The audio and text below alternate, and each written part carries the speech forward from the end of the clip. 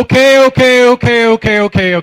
I think we're gonna start with the presentations. If you want to continue with like loud convos, it's best to announce. It's gonna be too loud here to hear the people speaking. So we need to kind of like simmer down a little bit. Miguel, are you here? Very cool. Okay, yeah.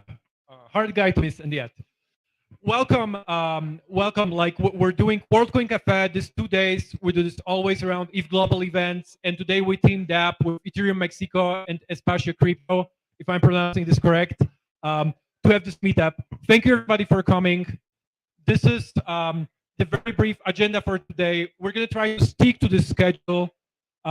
And we're basically going to be very strict about time, so we get to the panel schedule. So first, we're going to have Samuel, and we're basically going to be very strict about time, so we get to the panel schedule. So first, we're going to have Samuel, and we're basically going to be very strict about time, so we get to the panel schedule. So first, we're going to have Samuel, and we're basically going to be very strict about time, so we get to the panel schedule. Talking real loud here, and we don't have to be respectful to speakers anymore. So now, Miguel, do you want to like roughly say the same but in Spanish so people can understand it? Okay.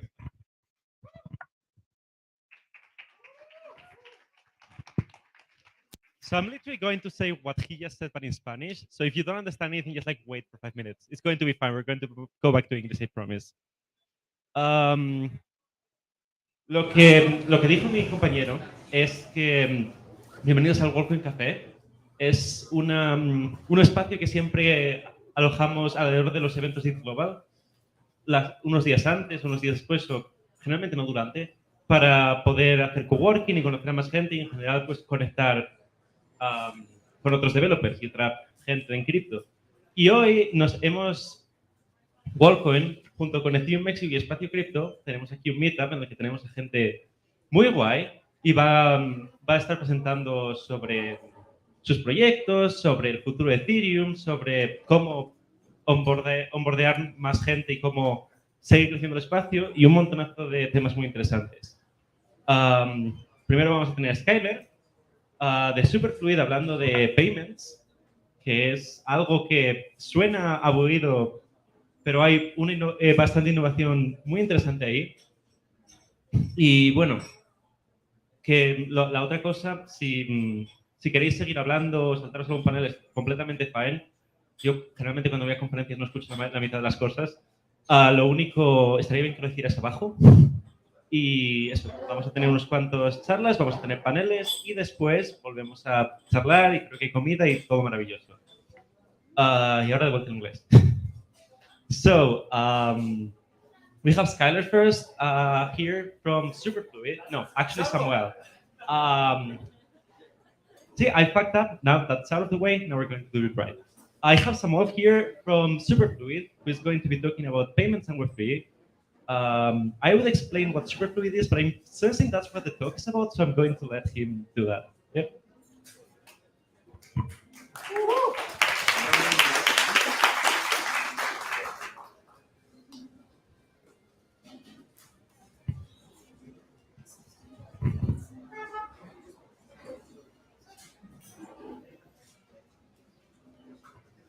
All right, we're gonna do this slightly off to the side so that I can use my clicker here on my laptop.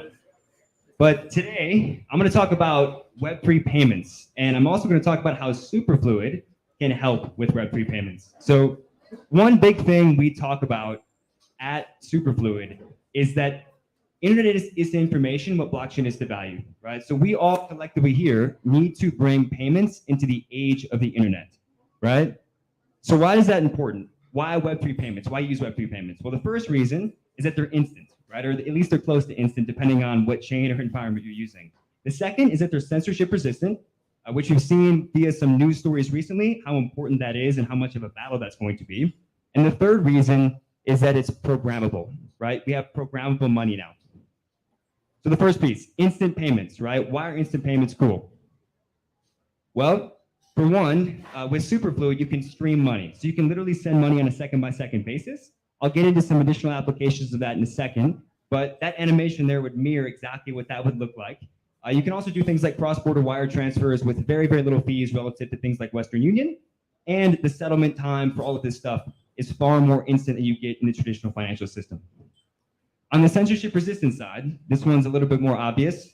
I'm just going to show one logo, and it's this one, right? Censorship resistance is going to be something we're going to have to fight for as an industry. But in the end, with something like Tornado Cash, right? Even though the lead developer of Tornado Cash got arrested in the Netherlands, that is still code to put on a blockchain of speech, right? You can't bring it down, right? People can still use it, even if there are some legal battles around it right now. And that's a very, very important thing. The final bit here is programmability, right? So with things like Superfluid and other Legos in the DeFi stack, you can stack different applications on top of each other and get a really, really cool web of connecting payments, connecting applications, and you get eventually something that looks a little bit like this, right? So this right here is all of the money streams and cash flows being used within Superfluid to stream money from wallet to wallet. And you can see here how this is forming a kind of network, right, amongst different addresses, right? Each ball is like a node, and everything connecting them is like a cash flow connecting the two, right? So really cool things like this can be built that can become really, really valuable over time. So let's get down to brass tacks. How are payments actually happening for the most part in Web3? Where are they being used the most? Well, from our vantage point, we see them used the most in salaries and through DAO-to-DAO payments or B2B crypto native payments, right? So on the salaries use case, how do Web3 natives get paid today? Well, one, they get paid in governance tokens sometimes. Two, they get paid in stable coins. This is probably the most common way. And this is probably the recommended way if you're trying to pay someone like a salary. And the other third way is obviously fiat through some very complicated, often international process. How about DAOs? How are DAOs paying their team? Well, companies like CoinShift, Request, Gnosis Safe, they're building tooling to make this easier, right? Sometimes there's tooling that can help you do governance voting and ultimately grant payments. There are also recurring transfers that happen every month manually, right? So maybe using a Gnosis Safe to sign transactions over and over again every month, or you can maybe send a cash flow with something like Superfluid. So how about crypto native orgs paying for subscriptions? How are they paying for their tooling, right? How is this DAO-to-DAO payments world working? Well, one way is just through fiat payments using Stripe or something similar. Sometimes it's one-off crypto payments that are sent just literally using a Gnosis Safe and Ledger or something like that. And we also have streaming subscription payments, which, again, I'm alluding to all of this stuff here, but we have an example of that there, streaming money for a subscription. So how does Superfluid help with this, right? So Superfluid is a protocol for programmable cash flows, right? I can agree to send you a stream of a certain amount of money per month, and the money will literally flow into your wallet on a second-by-second basis. So instead of sending discrete transactions to you, I can send one transaction and have money streamed to you on a second-by-second basis indefinitely, right? And this gets really cool with use cases like salaries, right? So salary streaming. Let's say that you have your treasury right there, right? You're using Gnosis Safe, you have 80 million DAI in your treasury. Let's say you want to pay out $5 million worth of this treasury to your contributors, right? How would this work? Well, what you could do is create a money stream to each of your contributors or key employees on your core team. And all you have to do is send a single transaction one time to have that money stream stay open throughout the entire year, right? So right now there are people that I'm looking at in this room who are getting paid in the money stream. And literally right now as we speak, their balance and their salary is ticking up, right? They don't have to wait until the end of the month to get paid. This is a cool thing, right? And it's a cool thing in that it allows DAOs to scale their processes as well by not having to send a separate transaction every month for each individual contributor. So again, this is what this is going to look like. Again, just to kind of recap some of those points, it's less effort, less overhead, and reduced complexity on the DAO side. And on the receiver end, Sonny here in the audience and myself, we're getting paid every single second, which is pretty awesome to say. And you can also do things like have automation in your personal finances as well. There are really cool protocols out there like Ricochet Exchange, for example, where I can take my money stream and redirect a small portion of it into just my favorite assets, like maybe ETH or different assets I want to speculate on. And every single second, I am dollar cost averaging into those assets, right? So imagine I took 1% of my salary and just DCA'd it into Bitcoin or ETH. It's pretty cool. So you can imagine on the employee side, you have a salary coming in, right? That's your salary. And then maybe you, in the future, automate your savings, automate your rent, and automate your investment using Ricochet and get money back from Ricochet in exchange. Okay, what about subscription streaming? right? The advantage of subscription streaming is if I'm a DAO and I release some tool, I can get paid every single second for the service I'm providing, right? So if I'm providing Web3 infrastructure, if I'm providing a SaaS-like product, I can allow myself to get paid in a stream, and your users are only paying for every second they're using it, and you can get paid by the second as well, which has cash flow advantages, right? And what's cool about that is you can do really cool things like bring revenue-based financing into DeFi, right? So you can take that cash flow stream and direct it, right? Let's say I have a cash flow stream like this, right? I'll give you a full end-to-end example. Let's say you have your subscription business. You got product, maybe it's coded 001, right? You got a bunch of users paying you for it. Let's say we want to tokenize this, right? What I could do is capture the flow rate, capture maybe the end sale price of this NFT that I tokenize, sell this NFT on a secondary market, and do things like raise capital for my business by selling individual NFTs that represent this future cash flow upfront, right? So there are Web equivalents of this and fintech equivalents of this. One's called Pipe, another's called Clearbank for revenue-based financing for some more e-commerce plays. But this is now possible in DeFi. A lot of people are building these things at hackathons and such. And if you're building this weekend at ETH Mexico, you should come find us and we can show you how to build something similar. But that's all in terms of what I have for you today. That's a bit of an overview. Feel free to hit me up anywhere around here with questions. Just look for the green shirts. And we all really appreciate your time today. And I'm excited to get to know some of you. Thank you.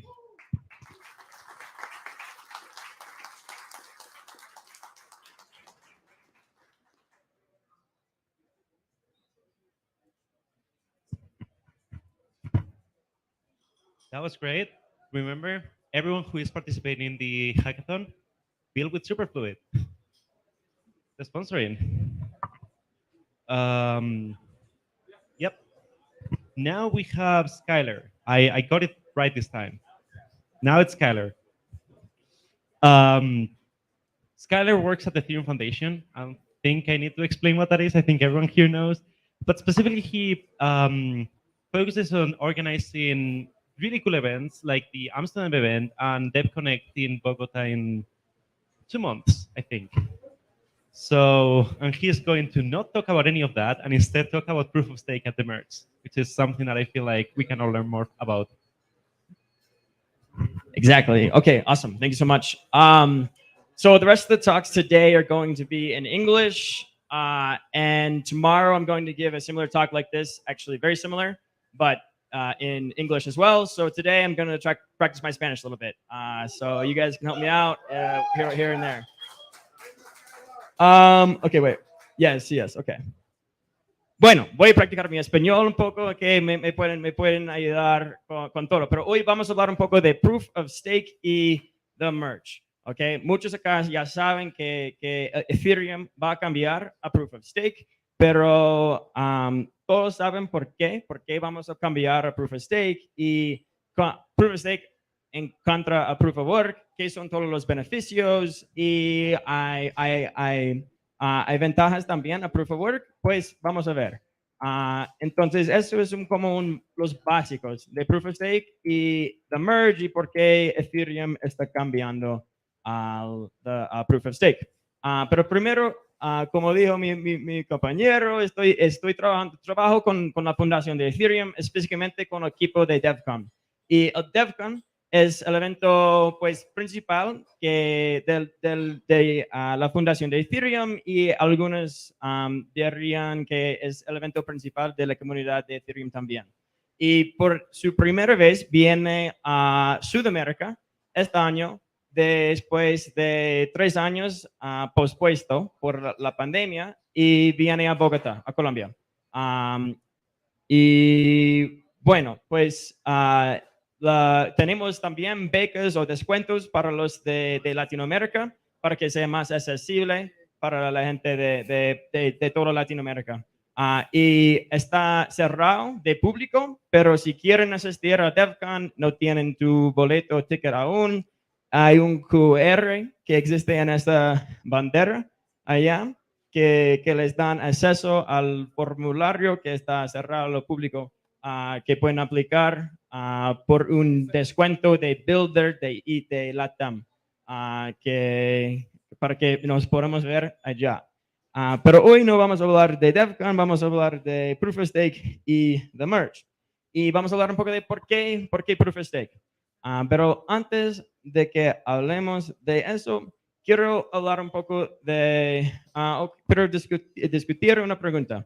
¿Es Proof of Stake mejor que Proof of Work en todos los sentidos? Porque alguna gente me han dicho eso, he escuchado que Proof of Stake es mejor en todos los sentidos que Proof of Work. Y la verdad es que, pues, hay, ¿cómo se dice trade?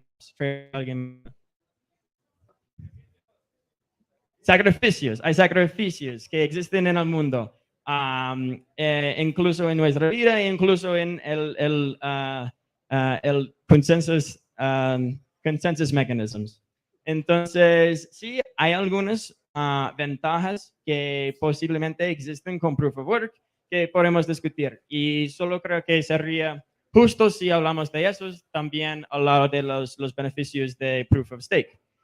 Pues la primera que habla mucho es que Proof of Stake requiere weak subjectivity, Proof of Work no. Y lo que significa eso en términos básicos es que cuando quieres manejar un nodo de Ethereum de Proof of Stake y cuando ese nodo va offline por mucho tiempo, como meses, tiene que conseguir el estado final, el estado de ahorro de alguien otro, de una familiar o un amigo o un servicio de nodos, tal vez. Tienes que encontrar a alguien que tiene el estado current y para que te pueden enviar el estado. Y eso básicamente se llama weak subjectivity. Eso es que Proof of Work no tiene tanto, pero todavía tiene weak subjectivity en algunos sentidos. El otro ventaja posiblemente de Proof of Work es que el hecho de, pues básicamente si quieres atacar a Proof of Work, necesitas comprar mucho equipo, equipo para atacarlo. Y esto sí cuesta más o menos un poco, pero más que eso es muy como noticeable. O probablemente la gente le van a dar cuenta que están creando millones o miles de ASICs. Y eso es más como detectable de Proof of Stake. Y la tercera es que un sistema Proof of Stake desde el principio podría ser malo para la distribución. Lo que significa es que en Proof of Work el protocolo paga a los mineros por su energía y su trabajo, su gasto de energía y el equipo que tienen que pagar.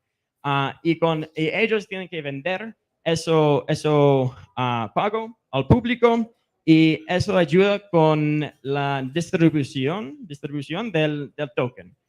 Y en Proof of Stake no, pues porque no está hecho para manejar un nodo, no necesita mucha energía. El computador que necesita cuesta básicamente como muy poco. Entonces, el protocolo paga menos y la gente que como validadores no tienen que vender todo el Ether al público. Entonces, significa que hay menos distribución al Ether, al público en Proof of Stake que hay en Proof of Work, en algunos sentidos. Y cada uno de esos, sí, son las ventajas de Proof of Work de que hablan la mayoría, pero también hay algunas como que para cada uno puede decir algo de como un sacrificio que hagan para tener esto, el Proof of Work. Y bueno, entonces ya hablamos un poco de los beneficios, las ventajas de Proof of Work. Entonces, ¿por qué Proof of Stake? ¿Por qué Ethereum está cambiando a Proof of Stake? Bueno, hay seis ventajas que tiene Proof of Stake que vamos a hablar de hoy. La primera es que con Proof of Stake tenemos higher security, como más seguridad. Proof of Stake ofrece más seguridad por el mismo costo. Y lo que significa esto es que pues, la seguridad de una blockchain se puede calcular por la cantidad de dinero que se necesita para atacar la cadena, como para atacar, para tener 51% del stake. Y Proof of Stake ofrece aproximadamente 5 a 20 veces más seguridad por el mismo costo. Y lo que significa es que un atacante necesitaría de 5 a 20 veces más capital para realizar un ataque del 51% en Ethereum Proof of Stake frente de Ethereum Proof of Work. Entonces, con Ethereum Proof of Stake tenemos más seguridad que con Proof of Work.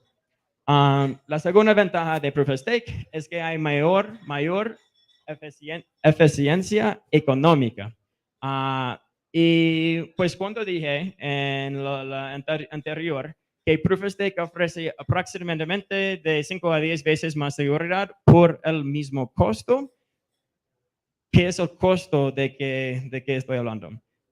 Pues el costo es lo que debemos pagar para incentivar sí, a los validadores para que sean validadores. Y pagamos este costo emitiendo Ether como block reward o como recompensa de bloque. Y con Proof of Stake podemos reducir la emisión de Ether para lograr la misma o mayor seguridad que con Proof of Work. Entonces, ¿qué significa esto? Es que con una emisión más baja podemos llegar más especialmente a un punto en el que se queme más ETH del que se crea. Y puede ser que el suministro sea deflacionario, lo que es donde vino este meme de otra sound money, porque no es solo sound money, es otra sound money si es deflacionario. Y puede posiblemente significar que el precio suba más alto de ETH, lo que significaría que el costo es mayor para atacar la cadena, para comprar el stake, para atacar la cadena. Entonces, con todo esto es que nos da Proof of Stake. Es otra ventaja de Proof of Stake. Y puede verlo más fácilmente acá con ultrasound.money. Aquí en la izquierda tenemos el burn. El Ether, lo que estamos quemando cada año, ahora es 2.6 millones de Ether cada año estamos quemando y estamos emitiendo ahora mismo 5.5 millones de ETH cada año. Y esto es antes de que pase el merge. Pero, sí, después del merge tenemos el mismo quema de 2.5 millones, pero hemos reducido el Ether que estamos emitiendo por 10 veces menos y estamos emitiendo 0.6 millones de Ether cada año y tendríamos una inflación de menos 1.7% cada año. Y eso nos da Proof of Stake, mayor eficiencia económica. Otra ventaja de Proof of Stake es que tenemos mejor recuperación ante ataques. Y bueno, yo creo que hay un dicho que existe entre ellos que les gusta mucho a Proof of Work y es un mito, creo yo. Y va así. Ataques de 51% son inviables para cadenas con alta seguridad, como Bitcoin, como Ethereum, como algunos otros. Y eso es porque dicen eso, porque actualmente cuesta aproximadamente entre 10 a 20 mil millones para realizar un ataque de 51% a Bitcoin y a Ethereum. Y ellos dicen que pues eso es mucho dinero y obvio es mucho dinero para nosotros, para todos nosotros es muchísimo. Pero no estamos defendiendo el redes ante nosotros, estamos defendiéndolo atrás de los estados. Y el presupuesto de defensa de China para un año de 2016 era 146 mil millones de dólares. Y el presupuesto de defensa de los Estados Unidos para 2021 era 745 mil millones por solo un año. Y en mi opinión, veremos ataques importantes, ataques de 51% en nuestra vida con Bitcoin y con otros. Y por eso es súper importante que los protocolos pueden recuperar después de un ataque de 51%. Y en Proof of Stake podemos recuperar mucho más fácil que se puede recuperar en Proof of Work. Y bueno, ¿por qué? Pues en Proof of Work el capital está fuera del sistema. Significa que si alguien está atacando, pues no puedo decir que mineros están, no pueden decir cuáles son los mineros que están atacando y no pueden detenerlo. No tienen control de esos mineros. Solo pueden luchar contra ellos como en físico. En Proof of Stake, si el capital está dentro del sistema, es Ether. Y si alguien está atacando, pues el capital atacante es visible y se puede forzar la salida o eliminar mediante la intervención de la comunidad. Pueden recuperar después de un ataque de 51% en Proof of Stake, mientras no puedas en Proof of Work. Y eso es una ventaja súper importante que tiene Proof of Stake que no tienen con Proof of Work. Bueno, otra ventaja de Proof of Stake es que es más descentralizado. ¿Y por qué? Pues veamos un ejemplo. ¿Cómo convertirte en tu propio minero independiente en Proof of Work? Pues en Proof of Work tendrías que invertir millones de dólares en crear tu propio granja minera, tu propio mining farm. Y pues puedes invertir menos, pero estarás uniéndote a un grupo. Y esto como un pool, un mining pool. Y esto está contribuyendo a la centralización del protocolo. O puedes minar de forma independiente y gastar menos de millones de dólares, pero no va a ser rentable. No es sustentable así. Entonces, vemos el otro, cómo puede convertirse en un validator en Proof of Stake. Pues no necesita hardware especial. Pueden hacer stake en su Raspberry Pi por $300 para poder comprar una, o puedes usar la computadora que tienen enfrente de ustedes ahora. Entonces no necesita comprar equipo especial. Necesita 32 Ether. Lo que pueden comprar de amigos o casas de cambios o lo que sea.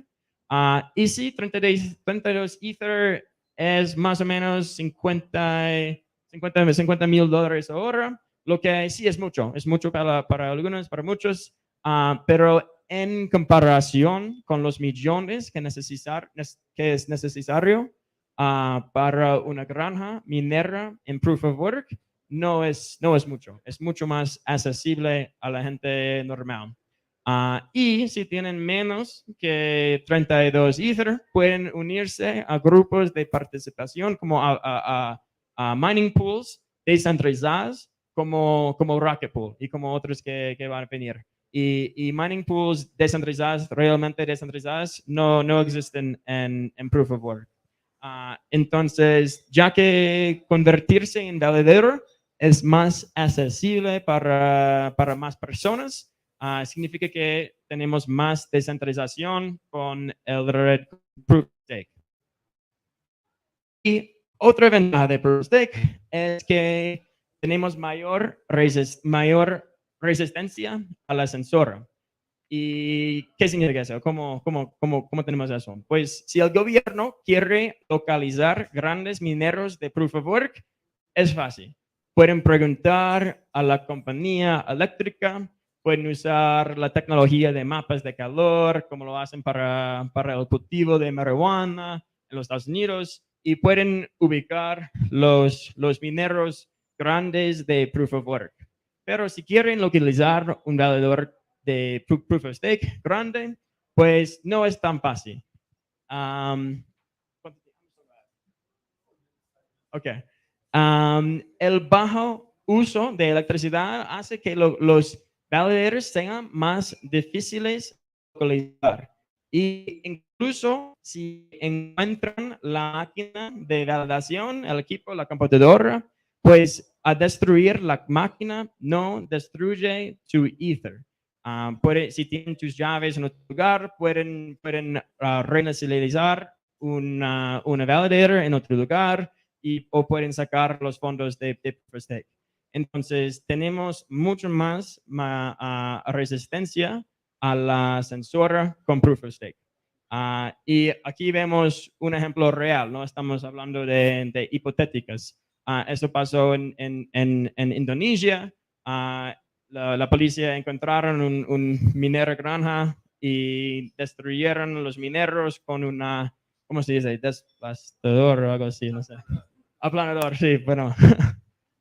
Y bueno, la última ventaja que voy a cubrir es que con Proof of Stake tenemos un mundo más solarpunk. O en otras palabras, usa mucho menos energía el Proof of Stake. Hay algunos que argumentan que Proof of Work incentiva la energía verde, pero eso, digo yo, es incorrecto. El Proof of Work lo que sí incentiva es el uso de energía barata, lo más barata. Y en algunos casos la energía verde es la energía más barata, pero en la mayoría de los casos la energía más barata no es verde realmente. ¿Y por qué en Proof of Stake es más eficiente energéticamente? Wow. Pues Proof of Stake es solo, Proof of Work es solo Proof of Stake con pasos adicionales. En lugar de bloquear capital, utiliza el capital para quemar energía y resolver acertijos sin sentidos y reciben una prueba que sí gastaste ese capital y sí gastaste energía y con esta prueba puedes validar bloques en Proof of Work. En Proof of Stake es más simple y sí empieza con capital, pero solo necesitas poner el capital como stake, como apuesta, y pueden validar los bloques sin quemar energía. Y los validators de Proof of Stake pueden correr con menos de 10 watts. Bueno, y personalmente esto es una de las razones, las ventajas que estoy más emocionado, porque con Proof of Stake se espera que Ethereum reduzca sus emisiones de energía en un 99.95%. Y bueno, hablamos un poco del merge ahora y el estado actual, porque viene por fin muy pronto. Bueno, hemos estado trabajando en el merge, en Proof of Stake por años. Desde, pues casi desde el lanzamiento de la cadena de Ethereum, hemos estado en 2015, hemos estado pensando en Proof of Stake. Y desde octubre de 2020, hace casi 2 años, ya hemos estado dando, sí, hemos estado haciendo mucho progress en todo eso. Hasta que ahora estamos a la derecha en esto como final stretch. Y estamos muy cerca al merge. En 8 de junio, empezamos de hacer el merge con testnets reales que la gente sí usan hoy en día. Empezamos haciendo el merge, empezamos cambiándolo a Proof of Stake. En el 8 de junio hicimos Robson, un éxito. En el 6 de julio hicimos el merge con Sepolia, otro testnet, éxito. Y hace solo una semana hicimos the merge, cambiamos proof of stake con Gorlai o Girly y otro testnet y fue un éxito. Y eso fue la última testnet que necesitamos, que queríamos probar antes del mainnet, del real. Y hace una semana, hace 7 días, elegimos un Total Terminal Difficulty, lo que significa que el merge viene por fin en el 15 de septiembre, 15 o 16, depende de cómo va los mineros y el hashing, pero viene por fin en esas fechas. Y pues el merge es el evento más importante en cripto desde el lanzamiento de Ethereum en 2015 y por primera vez tenemos una fecha fija-ish. Entonces, sí.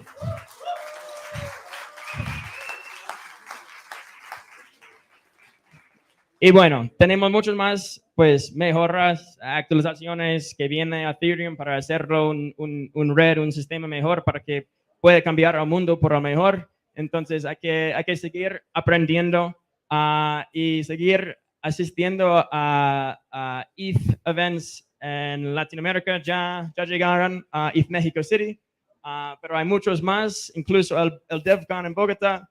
Entonces el QR es allá y estaré acá por la noche y mañana en la hackathon si tienen preguntas, o en Twitter también mis DMs están abiertos. Muchas gracias todos. Chao.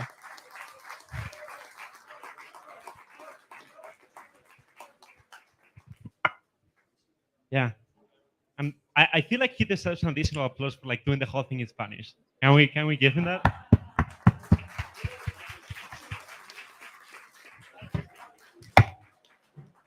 Up next, we have Stani, who I feel like also doesn't require introduction, but still, if anyone doesn't know, Stani created Aave. So it's one of the biggest lending platforms in Ethereum. And then more recently, he's been experimenting with the Lens protocol, this new idea of making a fully decentralized social network that is interoperable. And I guess we'll talk more about that. Yeah, Stani, everyone. Muchas gracias, Miguel. So it's nice to be here, actually, and see like the whole LATAM community growing more. And I think, oh, okay, cool. And I have like a special kind of like thing for you guys. So I have a proof of attendance, kind of like a card. I don't know how many of you heard about POAP. Is it something? Oh, cool. Yeah, it's pretty cool. Nice. So what I'm going to do is I'm going to give this POAP badge. So it's a card. So by scanning with your phone, you can actually get my POAP. So you essentially met me. Because there's so many here, and I want to kind of like share this experience and memory with you. So I will start from here, whoever has a POAP. If you don't have one, like, you know, you can pass it over to the group, and whoever is the last person, give it to me. So I get it back. And POAP is an interesting example, like kind of like how we can share memories where we come together. While my slides are preparing, I'm super excited to be here, mainly seeing the community to grow so far. And I'm super excited that we had today a greater hackathon as well, together with the gallery DAO. And I see a lot of kind of like interesting traction happening now in the Web3 space. Cool. In the Web3 space here. And also I'm super excited about the hackathon that we will have together with the Global over the weekend. And just to give some statistics, there's roughly 85% of local participants, which is exactly the point of Web3 ecosystem, to get more adoption and the adoption happens through events like this and hackathons. Today I'm going to talk about more about Lens protocol. So obviously, to give some backstory, we've been building protocols for the past few years, starting with the Aave protocol, and the Aave protocol has been quite significant contribution to the web, well, let's say like DeFi ecosystem by securing billions worth of value, where anyone has exact same democratic access to the same yield across globally. So from democratizing finance, we are now focusing on democratizing the social media and networking space and enforcing everyone's self-expression identity. Now, one of the reasons why we are focusing on building Web3 social is that there's a lot of things that we built in the previous generation that work pretty well, but there's also challenges at the moment. So we're part of many of these platforms, social media platforms, where we're actually giving out a lot of data, and we're actually consuming and consuming a lot of, I would say, like we're giving a lot of attention and creating those algorithms within these bigger social media platforms, but we're actually the product itself within the platform. So we're, as a users, we don't have any ownership of what we are contributing, and also we cannot actually create a digital exit out of these platforms that we are using on a daily basis. So you can't, for example, leave a platform and take your followers with you, and that breaks the idea of ownership, whatever you are creating, and your self-expression. But also, there's other kind of issues at the moment in social media landscape. I mean, there's the deplatformization, where, for example, you have shadow banning happening based on the algorithms that these bigger platforms are operating. I was banned from Twitter recently as well, because I was stating that I'm the new interim CEO of Twitter, which obviously wasn't true, but I got banned for Twitter for that reason, for example. And there's a bunch of other examples. But also there's a lot of people are curating at the same time and contributing to these social platforms. There are people here who are creating playlists in Spotify, who to follow list on Twitter, and actually sharing content and retweeting content on Twitter at the same time. But you're, as a curator and amplifier of the content, you are actually underserved at the moment. And this is something we have noticed during our research, and also the lack of monetization tools of how you as a user or a creator can actually monetize. But I have to say that what we are trying to achieve is essentially bring a lot of the power back to the users. And the main component is that when the users are owning these networks that we create in Web3, and especially in Web3 social, and the profile you're creating, and you have the ownership to the profiles, what happens is that we're changing the dynamics, how we're interacting with applications and algorithms today, in a way where first time ever, we actually have the power to choose the algorithms, the open system for everyone to contribute and build better algos, better applications, and new user experiences. And with this kind of like a mindset, we can actually vote with our feet and going from one platform to another without losing our social identity and the follower base that we have created.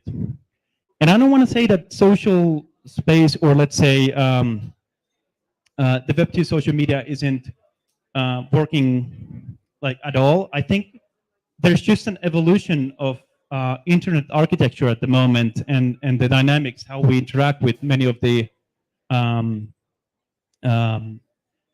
I would say like how we interact with each other over the internet. So in one social and in the Web1 space, it was more about being able to self-host, create content, create web pages.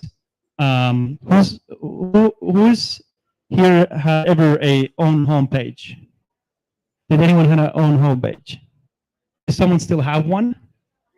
Okay, no, that's good.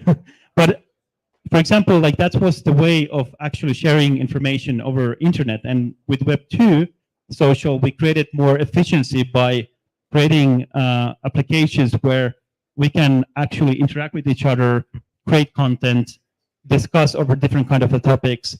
And that has been very efficient for all of us. With Web3 social and in Lens, the idea is that now with the way we created these bigger applications and they're becoming more centralized, over time we have had less and less of choices on what applications we're using because most of our network is locked into various of these bigger platforms. And what we see that the Web3 is more about is the ownership. So you can own the network that you're contributing, but on top of that, you have the ownership of your social identity and your identity as a whole. And that's why projects like Volcoin and what they're trying to achieve is essentially reinforce your ownership of your identity as well. And having that portability so you can actually move around different platforms. And for us, the way we create impact with the Lens protocol is that we want to lower the threshold and give opportunity, for example, for developers to come and contribute. So essentially, we protocol, which means that developers can come and build the next generation social media applications without actually creating this big network effect for them and focusing on the user acquisition because you can already tap into existing network. And this is happening already in the Ethereum space, for example, when you're integrating ENS, you get the network effects of ENS and the ENS community. If you are integrating Volcoin, essentially you're getting network effect of the Volcoin community. And for the creators, what it means that, and the actual users, you can select where you want to publish your content, and also what kind of algorithms you want to subscribe to. And pretty much the reality today is that if you're using the bigger social media platforms, you are tied into the algorithm that they choose for you. We want you to choose the algorithms and also the applications that are in line with your values, your principles, and also with your peers. Just giving a small, not too technical explanation of like what the fuck Lens protocol actually is.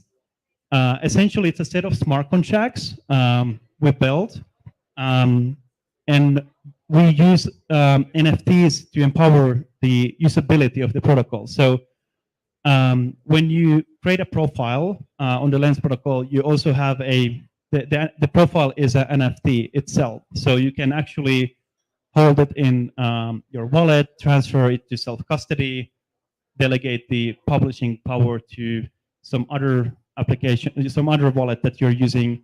And with the profile NFT, you can actually publish content. So it's a way for you to express who you are on chain, but also create content. And the content can be anything from text, audio, video, anything that's digital, essentially. And on top of that, the protocol itself is agnostic how we store content. So essentially, you can use on-chain, you can use something like IPFS, which is a decentralized file source system. You can even use Arweave or even still use the cloud or self-host. So we're very agnostic how developers want to actually use the protocol itself and build their own applications. And also the follow relationships are tokenized as NFTs. So whatever you follow another profile, that's also on chain. And you also mint a follow NFT. So for example, if I sell Volcoin, I actually mint his follow NFT. And the follow NFTs are always reflecting the latest post that Miguel is posting and publishing. So for example, if there's a picture of a cat, the follow NFTs, whatever you're looking in OpenSea or or in your wallet, you will see that picture of a cat. If it's updated to a picture of a dog, you will see that change happening. So it's a dynamic NFT. And if I like the picture of a dog, I can actually mint the immutable copy of that NFT. And the creator, in this case, Miguel, for example, can set fees of how much that NFT can cost, or create different kinds of logic that maybe only his first 5 followers can only mint that. That's the power of the smart contracts and composability, because you can add additional logic on top of the current structure. For example, that you have to have a certain NFT in your balance before you can interact some of these actions and make the experience very interesting. And there's this concept of mirroring. So in Twitter, for example, you have retweeting. Mirroring means that you amplify the content to your own audience. And you can set mirror fees as a creator. So whoever mirrors your content, they can actually get fees for that and monetization on part of it. Even though our goal wasn't actually serve particularly like Twitter kind of applications, make it very more flexible.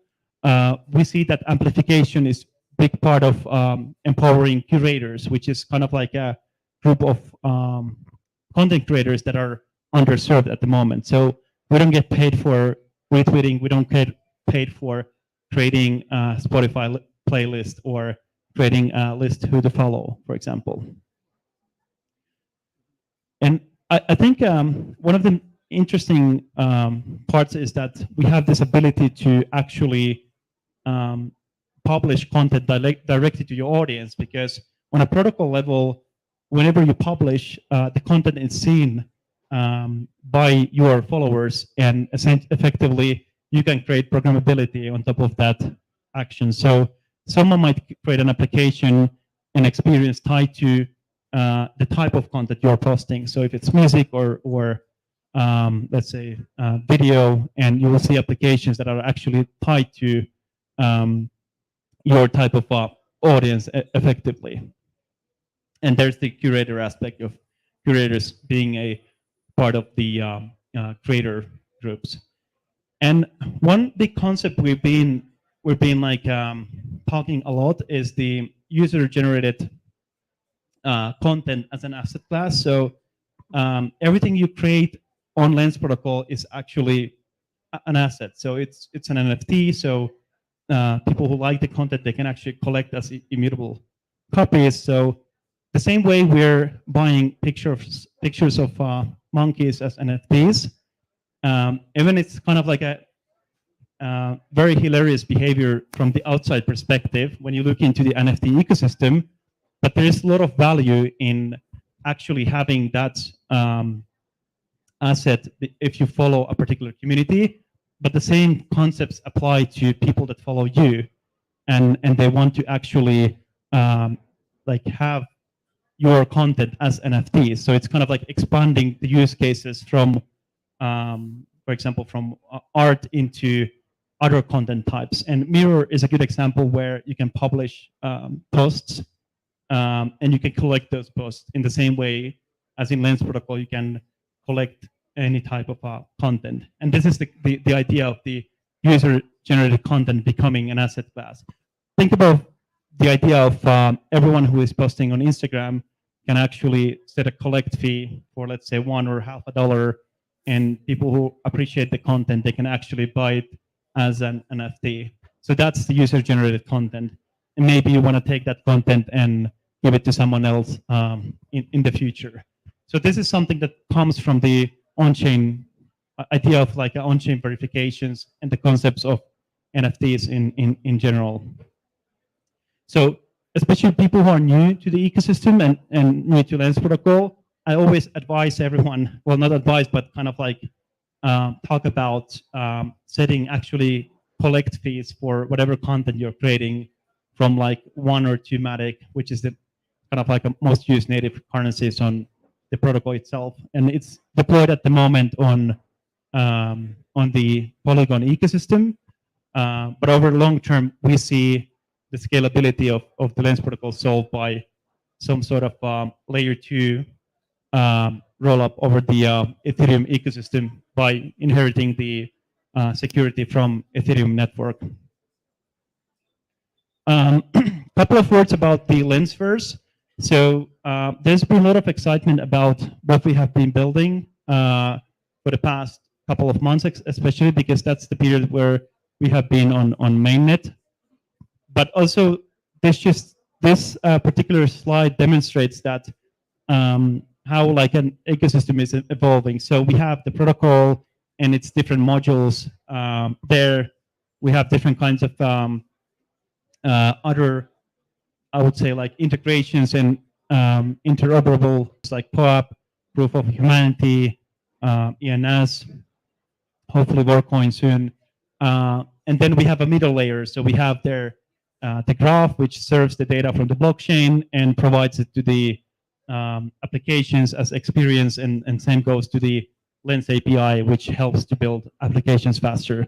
But then the experience layer is where the kind of like a magic happens. So I wanted to make this to the lower layers as kind of like a seamless as possible for developers to build those experiences and build new generation social media applications. And I think today building social media is very hard. There's not many new applications. I mean, there's like Be Real, but the space is moving very slowly because it takes a lot of effort to build a scalable application, social media application, and we want it make easier for developers to experience and lower barrier. And we probably will see different applications built for different audiences depending on what is the audience type, from musicians, basically video content creators, to something else.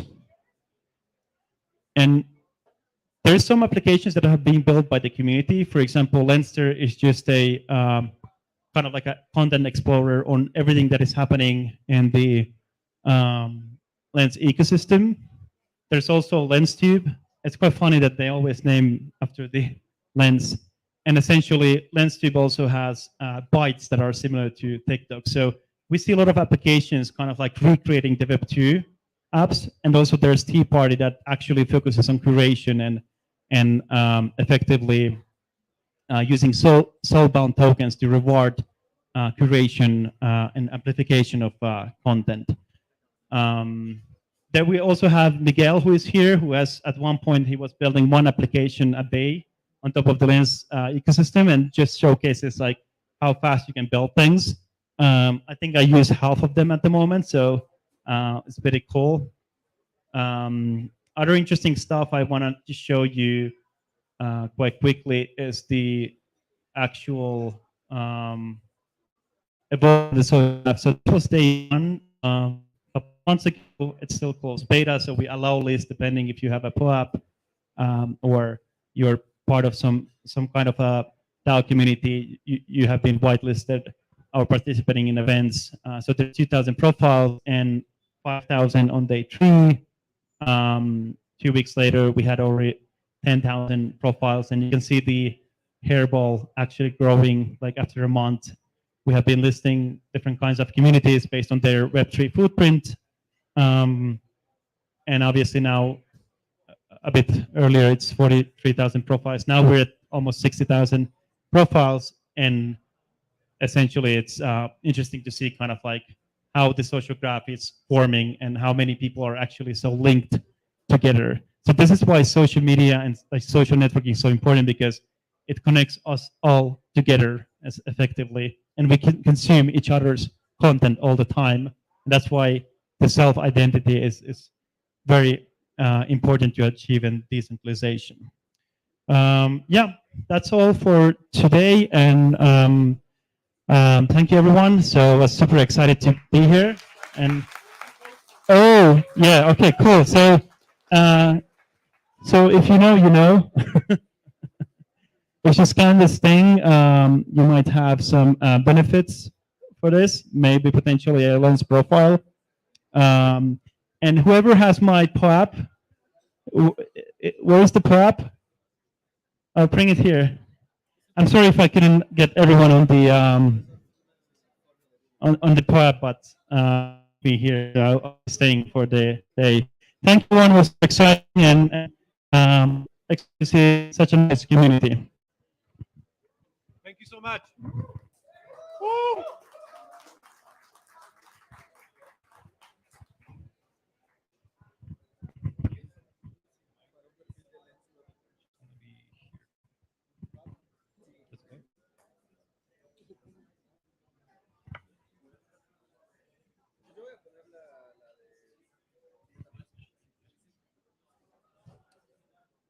So Miguel is introducing everybody. So I don't think he can introduce himself. Core of Constitution DAO, famous purple hair developer. He builds a lot of stuff. Like when Stani said in his presentation that he was at some point shipping 1 app on Lens per day, this is the speed with which Miguel is shipping. This is super astonishing. On top of that, he's a great community organizer. He's currently working. We're very lucky to have him as Volcoin, as part of our crypto team, and interacting with the community a lot. And today he's going to speak about Volcoin. But I think Lens might also make a small cameo. So Stani, do listen. Yeah. Hi. We do love Lens here, as you can see. But yeah. I'm here to talk about what all of those weird orbs that you saw at the entrance are, and why we need that, and what that enables. And as W said, maybe something about Lens on the way. Who knows? I'm supposed to be able to like pass the slides with the watch, but I don't think that's working. So I'm just like going to do it here. Anyways, crypto is really, really cool. I feel like everyone here can agree with that. It's only a distribution issue. When crypto started, specifically with proof of work, the miners got the money, and then the people who were the early adopters, mostly the geeks, the people at universities, the people that were like mining Doge at home, they got all of the crypto. And now that it's gone up in value, for more people to get in, it's harder and harder. And so there's a lot of value there that's being hoarded. Still, crypto is really, really cool. Not only for the getting rich part, which but also because it enables new forms of communication, new applications, even new ways to like send money to people. Like personally, as a European, sending money to someone in the US is really fucking hard. I end up just like sending people stable.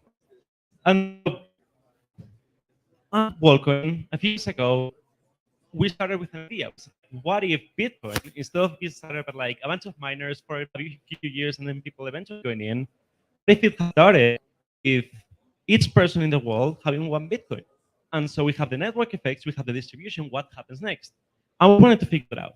The thing is, we raised a bunch of money, but Bitcoin is really expensive. So I don't think we could afford to give 1 Bitcoin to every person in the world. I don't think there's even that many Bitcoins. So we said, okay, let's do it with another crypto. Let's make our own ERC20 token. Everyone can do that. And there was just one small issue. If we wanted to make a token and give it to everyone, and this token is worth anything, some people is going to try to trick that. And so we had this issue, which we call civil resistance, on how do we make sure that people only claim once. And I feel like a bunch of people here may be familiar with civil attacks, with airdrops, that a bunch of people just like create fake volume or create a bunch of fake wallets in order to get more of the airdrop, or it's a big problem. Not just for airdrops, but just like for community governance, for creation of social posts, and all of these things.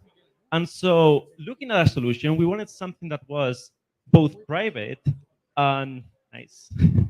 Private, inclusive, and scalable.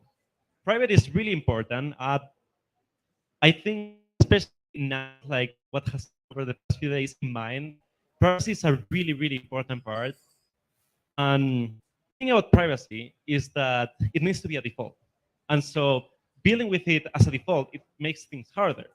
And usually it makes things less scalable. It makes it harder for people to sign up. Maybe they need to like have a bunch of like a key setup or like a bunch of weird stuff. So we wanted to make it so that it was so that everyone could sign up. Maybe even like here, so that you could sign up before joining an event in like a minute. And then also really, really important, it should be inclusive. crypto in general is not that inclusive. There's a lot of knowledge that is hard to get. The learning curve is really high, and also even then, if you are living in a SEF, you're probably going to have much more opportunities than if you're living in here. We're working on fixing that. I feel like, especially spatial crypto, but still, it is a problem. And so we started thinking, how can we identify these people while following all of those things? And so we thought maybe we can get their email. That's not zero resistance at all. Anyone can make an email. Maybe we can ask them for their ID or passport. That's better, but I feel like that's just like making the privacy part worse, because now we have your ID and no one wants that. And also, there are places in the world where people don't have IDs, so it's also not super inclusive. Maybe we do this whole web of trust setup where some people can approve other people, and that has a bunch of problems. Mostly, how do you kickstart a trust, which are like the initial set of individuals that you trust, and there's a bunch of mathematic models about why that is not the best approach, but it is not the best approach. Just believe me on that, at least for now. I don't have enough time to go over the whole thing. And then we went over the other thing, the other option, which is biometrics. Everyone has them, and it seemed like the way to go if we could make them in a private way. And so we started looking at fingerprints. Just don't have enough information to be inclusive. This is a pretty big part of biometrics, where the thing that you're measuring needs to have enough information to be able to tell 8 billion humans apart. A fingerprint, this doesn't have that much information. If you take a photo of this, even if it's super zoomed in, it doesn't have that much information. And even if it does, you can just like make a small cut, and now it's a completely new fingerprint. So it's not very zero resistant. Same thing with the face. There's not enough information, it turns out. Palm is better, but still has the cut problem. DNA could work, but aside from being even creepier than the iris thing, it is also like not super. It's super expensive. It's super slow. It doesn't work great. Iris, though, everyone has irises. They're unique. They're not super. They're super quick to scan. And I mean, with a bunch of technology that we ended up making, you can make it really work. So we went with that. So we look, maybe we can use Face ID. Again, not enough quality. You need really, really high resolution images. This actually has like a custom lens that is probably the best optic capture device of this size that you can find. Same for like off the shelf, things like Clear in the airports, same problem. And so we ended up having to build custom hardware, and no one wants to build custom hardware. But at this point, we were like, sure, let's try it out. And so we made this guy, that guy, the orb, which aside from scanning your iris, also make sure that you're real, that you're not wearing prosthetics, you're not wearing a screen, you're not showing a picture, you're not showing a dead body. And so it will first perform those checks, then look at your iris, and then on the device, create what we call an iris code, which is an encoded version of the information in the iris that we can then use to make sure that you haven't done that before. We just check if that code is already on the list or not. And so there's no images, there's no name, there's no contact info, there's no traditional KYC, there's not even the iris pics, because those are replaced with the iris code and the pics get deleted off the orb. But that's great on the layer part, but there's another issue. If we just like say, okay, this wallet is approved, then you can just like track the wallet and still learn things about the person. It's not like, we need more privacy basically. Right now, if someone has my wallet address, they can know pretty much everything that I do on Ethereum. Like that's decent, but for something we wanted something that could work with, could be even more private, even to the point of being anonymous, where I could use it with different wallets without revealing that those wallets are controlled by the same person. And we came across this thing, zero knowledge proofs. Basically, allows you to prove something without revealing the inputs. Really nerd math stuff. I don't even understand it that well, but it allows for this whole system that makes this whole thing work. And that's how you, for example, can claim your Volcoins. This works. We went with it. We tried it out on the world. It was great. Tried in 25 countries. We got, I think it's 650,000 people. It has grown 50K since this slide. But yeah, and it's also open source. So with that there, we were like, okay, let's start building the community, let's start building public, all of those things. But there was one thing that we kept hearing, which is like, you've gone to these extreme lengths to make this thing that you're only going to use once for giving the Volcoin and nothing else. Wouldn't it make sense if it's a thing anyone could do? If I could make my civil systems with the same technology that covers the Earth? And so we just like went and did that. And so we created this thing called World ID, which is a protocol to fully and mostly verify that someone first is a real human, and second has never done something before. Like, for example, I'm a real person and I have never claimed Volcoin before. But then, since we opened it up for everyone, it's not just Volcoin now. You can say, I never participated in this governance proposal, or received this airdrop, or collected this postal lens, or even like have a lens profile. And so the system is quite complex. The good news is you don't have to worry about any of that. If you're a developer, this is literally all it takes to make the application civil assistant. We have the SDK, takes care of everything, and that has this CAPTCHA thing that basically behaves like a CAPTCHA. And so you just like add that to your website and you're set. And so that's like very cool, but I feel like it's better to see it in action. So I think some of you guys have already seen the Herbs. We don't have a version of the Herbs on staking, meaning that since I can only do it once, I cannot show you. But if you're around, afterwards we have a bunch of them there. You can go to this website, perorbs.com, adopt yours, you get an NFT, you get to try Volcoin, and you get a blushing, so that's really cool. We've also been playing with the idea of like, Discord has a big spam problem, and Discord already has CAPTCHAs, but they're clearly not working. So what if you have a CAPTCHA that you can only complete once? So instead of right now, where you can just like pay someone to click the CAPTCHA button 50 times, this you can only do once. And so we made this thing. It's live in our Discord right now. If you join the Volcoin Discord and type /verify, you should be able to connect with Volcoin and get a special role that gives you access to a channel. And basically, it's an example of how you would protect Discord server from spam, because only one human can create one account in your server. And also, if you ban them, they're gone forever. They cannot come back. So for like making sure that humans are humans, I feel like it fits much better with like what you would expect from Discord accounts. And then the other thing that I've been working on for the past few weeks is an integration with Lens. So Lens right now has a little bit of a spam problem with some profiles, where like they may guess there's an airdrop coming soon, maybe, I don't know, but they're just like posting a lot. And it's very clear that it's spam. If I go to my Lens profile right now, on Lenster, or literally to like any post and go to the comments here, you're going to see that most of these comments are like not human, not very human at all. And so you do have verified badges, but the thing is, verified badges really don't tell you if someone is human or not. They just like tell you if that is who they are. Like, this is Miguel, but someone else who also has my name may not. Like, this is the whole problem that Twitter was having with verified profiles. And so what if there was another badge where you just like say, oh yeah, I'm human. And so yes, like we went and did that. And I can actually demo that for you right now, because we just finished it this morning. You basically connect your wallet, select your Lens account, verify with Volcoin. This is the CAPTCHA part where you basically pull in your Volcoin app and scan the QR code thingy up there. And this is going to the whole thing about like generating the zero knowledge proof, sending it over, verifying it on chain. And then I just click here, submit the transaction, and it's set. Profile is verified.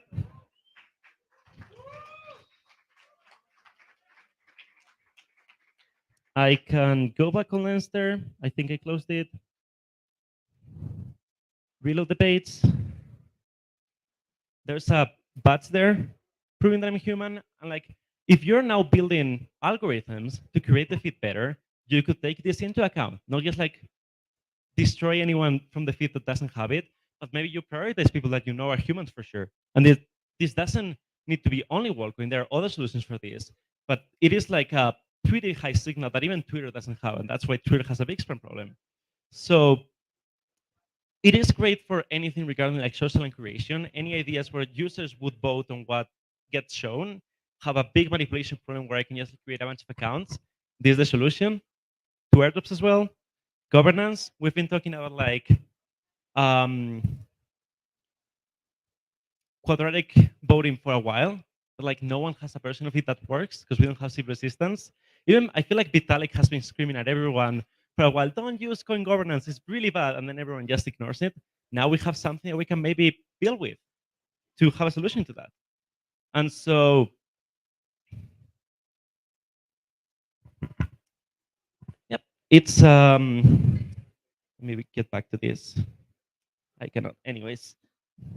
Like I was saying, I feel like we've been talking for ages about all of the cool things that civil assistance could enable. And now we have a solution for civil assistance that is really easy to sign up for the people here who have done it. They know that it takes like 30 seconds to a minute. You can take this source to the streets and then just like have actual regular people sign up and onboard them to crypto. That's kind of what we're doing. We're getting these people on the streets, giving them their first crypto, and then also teaching them what a blockchain is, what Ethereum is, what stablecoins is, and then we can hopefully keep onboarding those people into crypto progressively. And yeah, I mean, if you're going to be at the hackathon, we're going to be there. We're sponsoring. There's a bunch of prizes, but most importantly, you can build really cool stuff. And I think that's really cool. And yeah, there's like a big roadmap of things that we want to add, obviously. But the important thing is just like, I think it's really cool.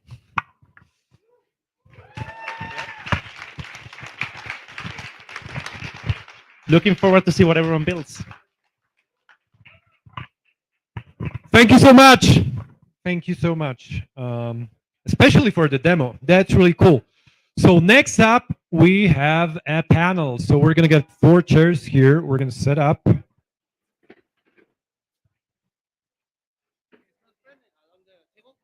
Yeah, just for...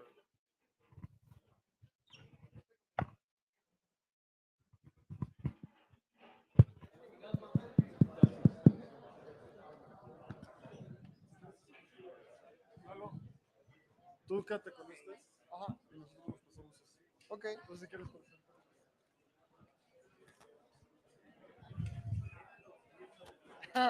Está bien chida tu playera. Miguel, where did you go? You're on the panel now. Huh? Miguel is also on the panel. Okay, cool. Yeah, you are. He's in the second one, right? She's in the second one. Sorry. Okay, my bad. Stani, Skylar, Lalo, Abraham. Are you going to be moderating? Are you going to intro everybody? Yeah. Great. This is for you, and this is for other people. Perfect. I know. Yeah. Stani, how are you? I'm Lalo. I'm going to be moderating the panel. Yeah. I mean, we can use this one. Tú y yo y ellos dos.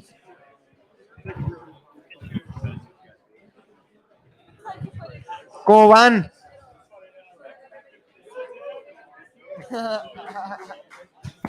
¿Cómo están todos? Vamos a hablar un poquito español ahorita, ¿no?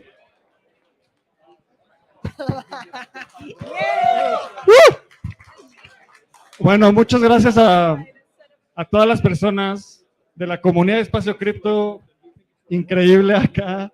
Y este panel, estamos muy emocionados por tener gente como Skylar y Stani. A nosotros muchos ya nos conocen, gracias por estar acá. Y Lalo, da la intro. Sí, así que como decía Abraham, muchísimas gracias a todos, al equipo de Volcoin, al equipo de Ethereum Foundation, ETH México, a la comunidad de Espacio Cripto, estamos muy contentos, Lens, así que muchísimas gracias, vamos a hacer este panel, después viene el último y luego nos echamos unas chelas todos y platicamos más a gusto, ¿no? Entonces vamos a empezar con este panel. So we're gonna switch it. Thank you very much for being here. I think that we all really appreciate Skylar coming from Argentina. Stani, you were also there, so thank you very much for being here. It's gonna be awesome to have this panel, and I'm really happy to be with you. Like, I can say that you are my friends and people that I really admire. So thank you for being here. So for the first question, I would like to know, like, what are the main problems that you're thinking that Ethereum could solve in the next 3, 5, and 10 years? I would like to start with that and knowing what are your thoughts that Ethereum can help solve. So I'll start with the Skylar. Yeah. Cool. Great. Well, I think there's a lot of problems in this world, some of which I think can be helped, can be solved by Ethereum. Unfortunately, not all of them. But what I think some of them could be are, I think maybe like starting with the basics, right? Like financial inclusion, I think is something that's like fairly obvious and is probably the most like basic benefit that Ethereum is bringing today. Regions of the world, and particularly developed around the world. And yeah, I mean, I think that's one of the biggest things that we will see. But also, I mean, that's just the start of it. Like, I think Vitalik talks about this a lot. A lot of other people talk about this a lot. Stani will talk about this, but non-financial applications of Ethereum are where many people don't really think about it right now, and where I think it probably will have some of its biggest impact in the world. It's kind of like, I think, thinking about the internet and back in like 1990 and only thinking that email was the thing that it could do. Whereas so Ethereum, yeah, we have financial activity on it, but that's just one of the things it can help with and it can do. And I think there's a whole world of possibilities out there that can come. That's what I would say. I definitely agree like that. There's especially kind of like when we think about the a bit of backstory of the blockchain and early use cases, going all the way to, let's say, Bitcoin. Like there's been this idea of solving kind of like a transfer and store of value, and with Ethereum and having a computer running on a shared public blockchain network, we were able to create this very efficient, decentralized financial network, essentially creating a globally accessible, transparent ecosystem where everyone has the same opportunity to these financial opportunities and networks. But at the same time, that's how things started with the backstory. But what we're going towards is more where we see non-financial use cases, and more of that utility coming. So maybe the next users coming into the space are not actually buying assets at all, but they're interacting with the blockchain without actually knowing it. And I think one important thing that Ethereum and a public blockchain can solve is accountability, which actually applies to pretty much any use case today, because we as users, we make choices not based on only let's say prices, but also what kind of impact different products or services might make. So one of my favorite example is thinking about even money, let's say like stable coins. So if you have an option to choose between two different stable coins to make a transaction and make a payment, you can actually have a way of registering into the blockchain and actually track how much impact, let's say, one particular stablecoin is making compared to another one, or compared to even local currencies. So, for example, you could track things like, how much carbon emissions are reduced with this particular stablecoin, or Gitcoin donations are made, or how many women-founded startups are founded with a stablecoin. So you have this activity just apply to finance, but other use cases beyond finance as well. So I think that's a very big problem to solve, because it applies to everything that we're doing as a users and consumers, and in various things we do on a daily basis. Great, Sunny, great cup. It looks. Thank you. Yours is good too. Oh, yeah. Well, so I'll talk 2 minutes about something that actually we talked with Moy, that he was in the podcast, and then we did a meetup. And Moy had this great framework thinking that Web3 and Ethereum specifically is also giving optionality for people. And that's beyond financial use cases and non-financial use cases. And what I mean by optionality, if we see how the world is changing, it's clearly becoming a bipolar world, right? The East and the West. And there are so many different macro scenarios discussing between how we will be like splitting the world and having these two poles. and Web3 is something like a third pole. So we're going to have the East Pole, the West Pole, and the Web3 pole. And that means that we will opt out of each one of these poles, right? And we only can do that because we'll have the decentralized power to enable a bunch of use cases. Like opting out the financial system is something huge. And we've been talking about that for years, but with things like Lens and with basically having these non-financial use cases, you can opt out from the regular, like bipolar world.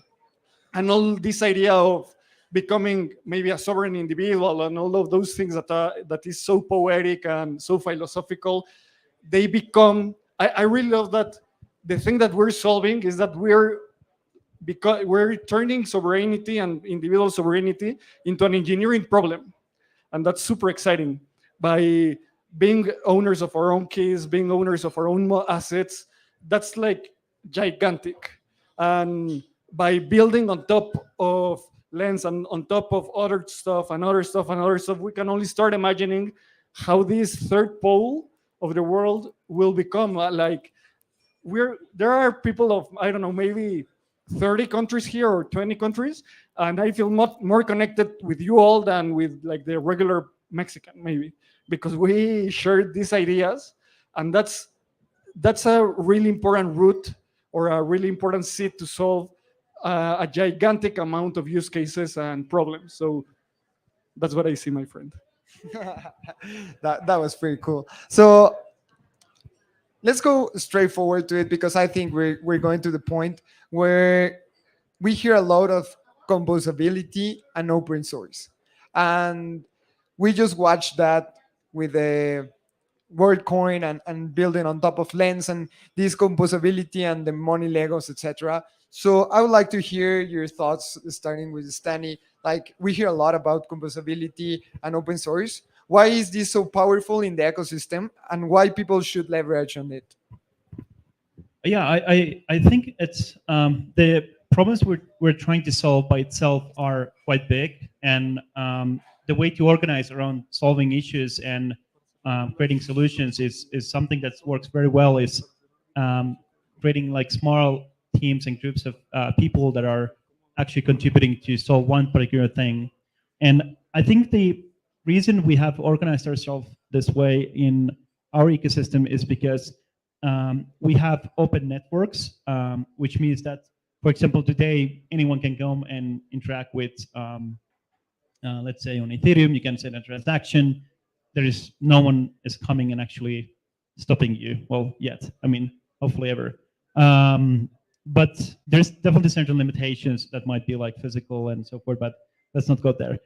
What's interesting is that as a developer as well, when you create some sort of a smart contracts, a piece of code, and you deploy into a blockchain network, what actually happens there is that you kind of create a public good, in the sense that anyone can interact with that smart contract in the way we have been building now the ecosystem in an open source way.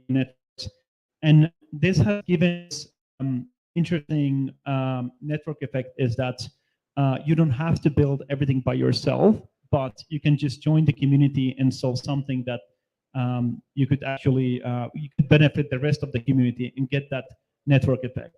And a lot of new developers and founders, they come to me and they also ask about this, like, well, how big of a product or how complete product I should build. And in many cases, I try to answer that: build as less as possible and leave as much as possible space for other innovators to come and actually solve those problems. Or not even builders, but anyone can actually come and give suggestions on how they could be solved.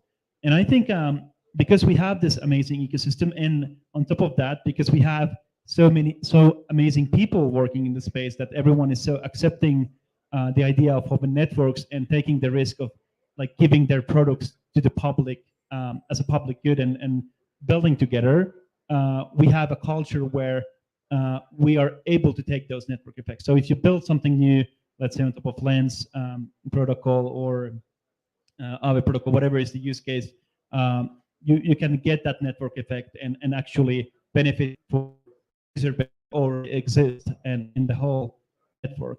And I think it's very valuable because also like when we're dealing with blockchain technology, security is very important, and being able to focus on solving one particular thing is very valuable. And it just showcases like how the network effects work, because I'm here today because you know, the community here is amazing, and this event has been yeah. And events like this bring us all together, and we all have something that we're doing or contributing with. And if we're focusing on creating monoliths and silos, we will not be able to create an ecosystem. And we're this way, how this open source, open networks, we're actually able to build an ecosystem, and we can find, like, basically fight against issues together and find solutions together. It's very powerful. Skylar, please. Nice, amazing, amazing. I mean, I couldn't agree more with what Stanley just mentioned here. I would focus in on the open source aspect of everything, and I think this is something that is extremely important for our ecosystem, and I think it's also something that the Ethereum ecosystem specifically does admire a lot and does really respect. And I don't think we should take that for granted, because I think there's a lot of other ecosystems out there that exist, a lot of other blockchains that don't admire that as much. Like there was a big, I mean, Stanley also mentioned security, and the security you get from having your protocol, your project, whatever it may be, open source is higher, because you have a lot more people able to analyze it, and you it's transparent. You know what you're putting your money into. There was a big wallet hack a couple weeks ago. Maybe you heard of it on another chain. And what happened? Well, that wallet source code was closed source, and that chain is frequently operating with closed source projects. And I think like that is one of the things that I admire the most about the Ethereum ecosystem, is the commitment to open source and like the dedication to open source. And I hope we see that. I hope we see more of it in the future. And I think we can. I think we will. And I think part of that is because we also recognize the importance of public goods. And if you think about what open source code is essentially a public good. In a lot of regards, it's a public good because others can copy it, others can duplicate it, and like the angle of public goods are good and public goods are important. And new sort of like thinking about new funding mechanisms for public goods is I think important, and also very applicable for keeping projects open source long term. So you might have heard of like retroactive public goods fundings, things like that, where you can start your own public good project, open source, create a token, and yeah, I mean it allows for, I think, other revenue mechanisms for public good projects, open source projects. And I hope we see more of that going forward. Great. I'd like to add something a little bit located to Mexico and the developing world. So definitely, I love what you said, Sunny, about build as less as you can, right? Because if you're building an exchange, well, then go and use Uniswap. If you need to do a lending money market, go and use Aave. If you can do all of that things, just enable the DeFi money Legos and deliver use cases. And locating things to Mexico, I think that for people, a lot of people here, I think, are going to the hackathon, right? So what to build? And I think that one of the most important things that we need to build are those things that cannot be open source yet, like DeFi, fiat bridges, like how to enable people to opt in into DeFi. I think that's not going to be able to be decentralized for a long time, because we natively need some banking systems to do that. So those fiat rails are gigantic, and instead of trying to innovate and build another decentralized exchange, maybe build something that enables an easy conversion between Mexican peso and Ether or whatever. So those kind of things, locating those parts of the whole user journey that have the least probable possibility of being decentralized, and trying to solve towards that, those are huge use cases for LATAM in the really like tomorrow or today could be they have product market fit today. Awesome. So almost time. So I'd like to know, like, you guys, what are the elements that make it unique? I'll start with Skylar, as I know that he has been here, and I would like to know also what are your thoughts on the Mexican community. Very, very, very interesting. Okay, so yeah, I've been traveling a lot, living in like Central and South America. I've been traveling a lot, living in like Central and South America for the past few years. Passed through Mexico maybe like 3 years ago, and there wasn't really much of a crypto community. Not that I really found.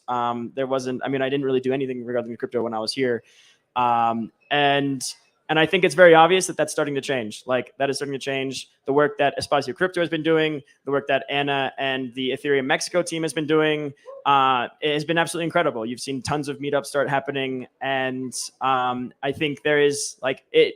People are interested in it. It's obvious. I mean, look at this. This was announced 2 days ago, and there's 100 some people here. Like that's a testament in and of itself to the potential of the community here.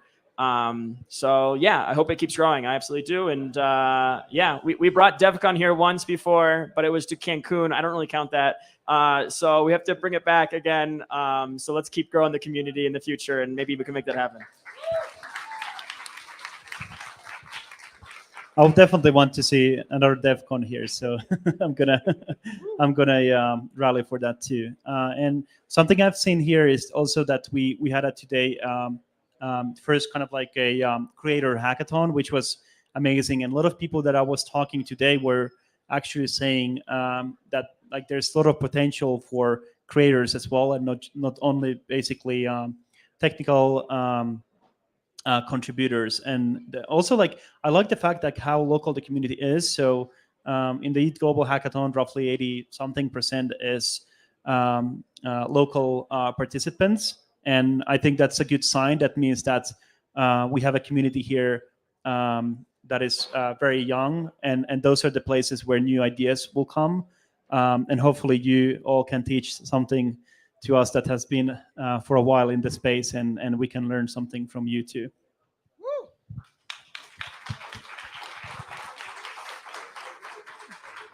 Okay, so I'll talk about the community where I belong, right? So looking at other communities like Brazil, Argentina, other places in the world, I think that here in Mexico, we have really specific financial use cases that are really obvious that we need to solve, remittances and a lot of other stuff.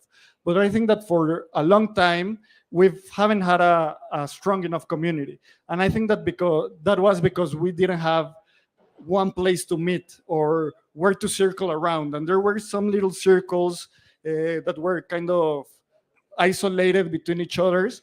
Right now, we're trying to build all as a community, understand the way to deliver and the way to grow and the way to put one foot in the Web3 world is with this philosophy of win and help win, right? And that's huge, and we need to push it, and trying to build the community of communities and trying to deliver and bring more people. When I started in the community in Mexico, my wife and I had this rule that we couldn't talk about crypto unless someone asked me to talk about crypto, and I was like about to implode because I wanted to talk about, because there were no places to do that. But right now we are trying to build the world of a real community, and the way to do that is to build stuff. The bankless guys always talk about the way of like running away of the bear market is building ourselves out of it, right? And I think that that's what we want to do, and that's what we will keep doing. And in order to do that, we need to work as a community. We need funding. We need ideas. We need to deliver stuff. And I'm sure that like every day it grows. It's a compounding effect, and we'll keep delivering upon that. Awesome. Thank you very much, everyone. So I just want to recap. thank you very much to everyone that is coming from other parts of Mexico. I know people that is coming from Saltillo, a guy from Veracruz that made 10 hours at night driving. There's a lot of people coming from all over Mexico and Merida as well. There's a lot of people coming to Mexico City to be in these kind of events. They're not even hackers, and they just want to be in these kind of side events. So I would like to thank the people that make this possible, and a really huge clap for Anna that made this possible as well, and the team of Volcoin. So thank you very much for everyone. Let's keep making a community, and I would like to thank Skylar, Stanis, and Abraham from Ethereum Foundation, Lens, Ave, and Espacio Crypto is here. So thank you very much, everyone, and I'll enjoy the night. There's one more panel.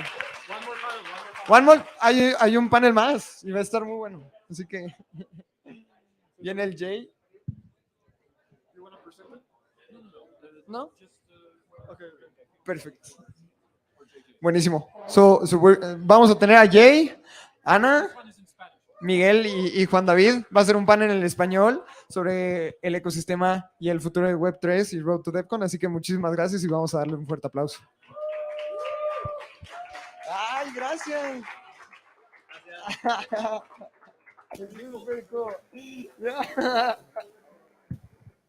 Excelente.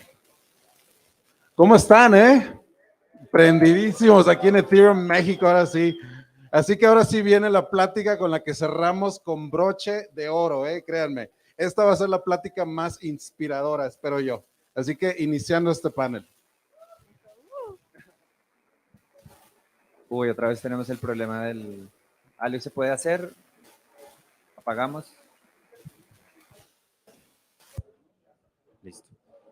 Bueno, yo voy a estar como moderador. Me presento, soy Juan David, trabajo para la Ethereum Foundation. Les recuerdo que tenemos un código en el banner, es decir, en el que está allá a la izquierda, cuyo link los llevará al forum para que apliquen como builders.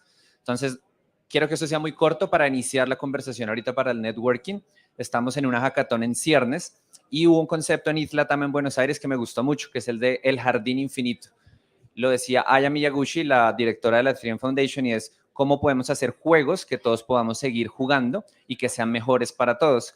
Entonces, teniendo 3 referentes aquí al lado mío, ¿qué consejos o qué ideas de un jardín infinito les darían a los hackers para crear cosas fuera del sistema? Sí, para quitar de en medio lo más obvio que hay, me parece que todo el espacio de tanto social en general como la idea de la curación de usuarios es algo de lo que se lleva hablando mucho tiempo, de que en Ethereum no se censura, se cura, los usuarios eligen el contenido, y tampoco ha habido muchas o incluso ninguna que yo haya visto que haya llegado a producción, pero me parece que sigue siendo una idea muy interesante para los hackathons. La idea de cómo podemos generar nuevos algoritmos que en vez de ser basados en los que te gusta, sea basados en los que a otros usuarios parece interesante, y cómo jugar con las incentivas en ese modelo. Y me parece que es algo que puede seguir evolucionando.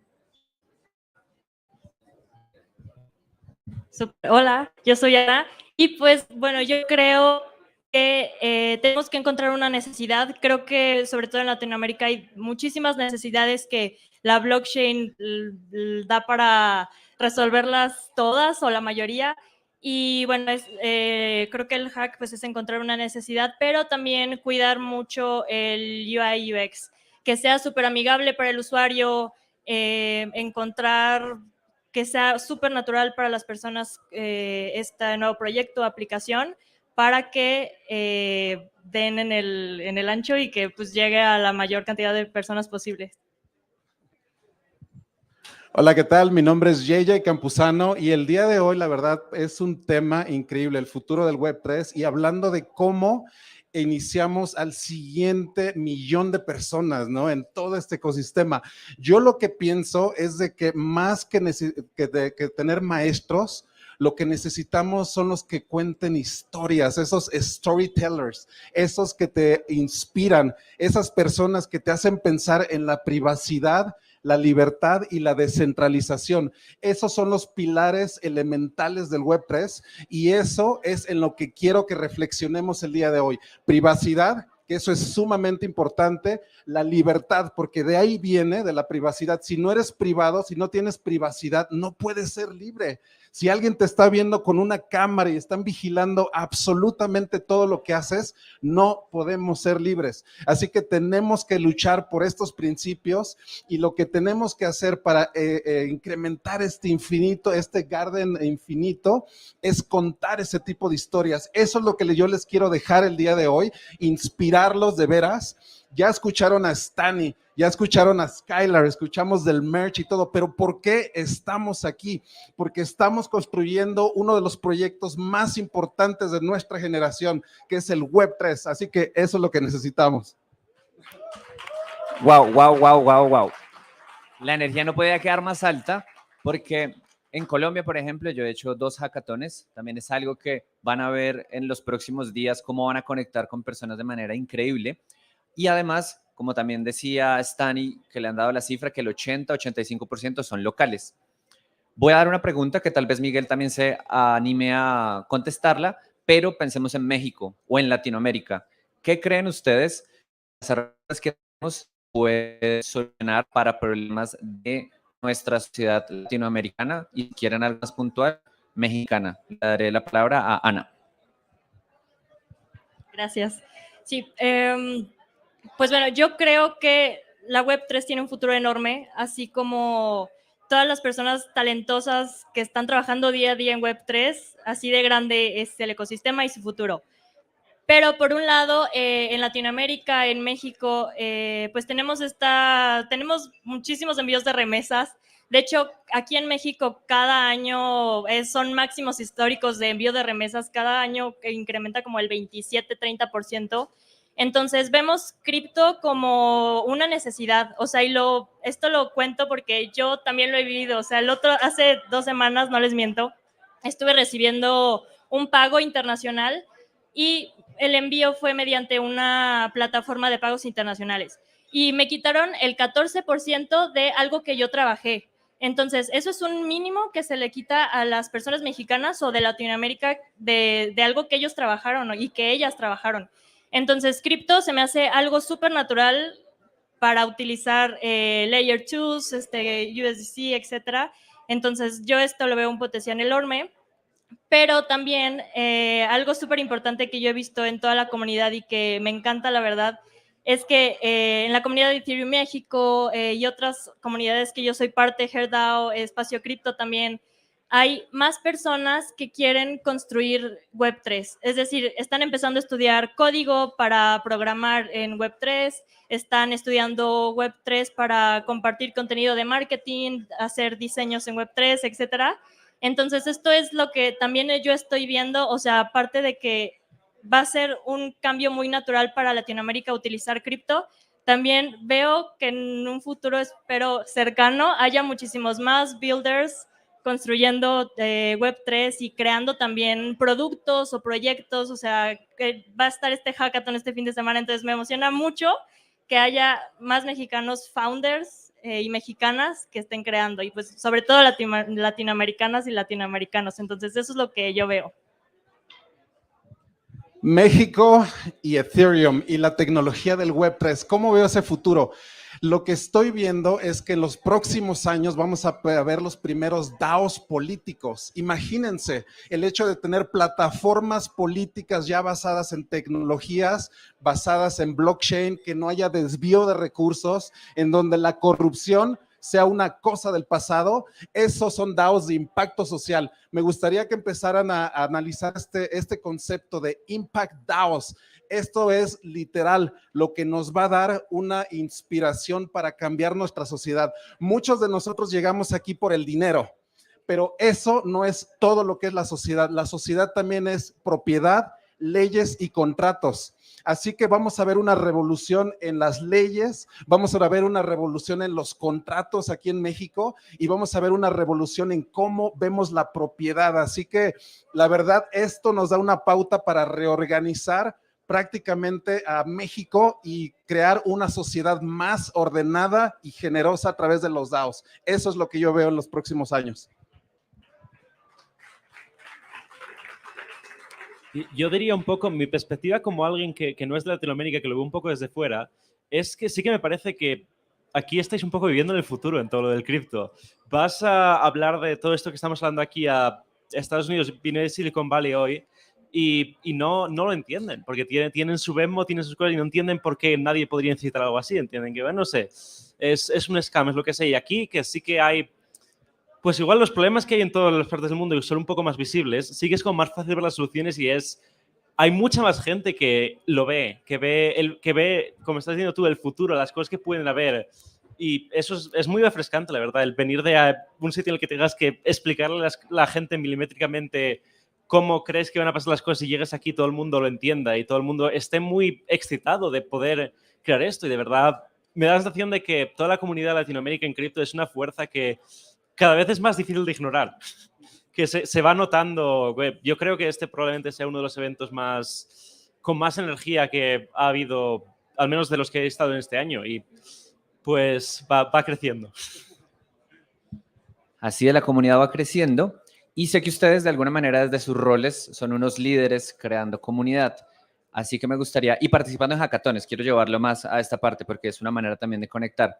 En la experiencia que han tenido participando en hackatones, cosas para hacer, cosas para evitar de participar en hackatones a los futuros hackers de este fin de semana. Yo diría cosas para hacer, tener un equipo. En general, me parece que es una muy buena oportunidad para también conocer a gente nueva, conocer a gente. Todos los que estamos aquí somos un poco la misma tribu. Tenemos intereses en común, tenemos pues este súper interés que siempre intentas hablar de ello con personas normales, igual no lo tienes. Es gente que en general conecta muy bien y yo me ha pasado ha habido veces, por ejemplo, cuando llegué al hackathon de Ámsterdam, mi idea original era crear un proyecto yo por mi cuenta y al final acabé haciendo algo con una persona que conocí el día anterior. Y me parece que es una oportunidad muy buena para eso, para crear relaciones y para conocer a otra gente que es un poco como nosotros y pues aprovechar eso para crear vínculos. Sí, justo. Este es mi primer hackathon, que viene. Entonces, pero esta semana nos estuvimos preparando con Lau, de hecho, que también es del equipo de Ethereum México, y Herdao estuvo dando varias sesiones de cómo prepararnos para el hackathon. Y justo ella decía eso, que sí, a lo mejor es una competencia, pero hay que recordar que un hackathon es un evento social. Entonces, hay que acordarse de estar conviviendo con las demás personas, conociendo la tecnología, preguntando, apoyándose.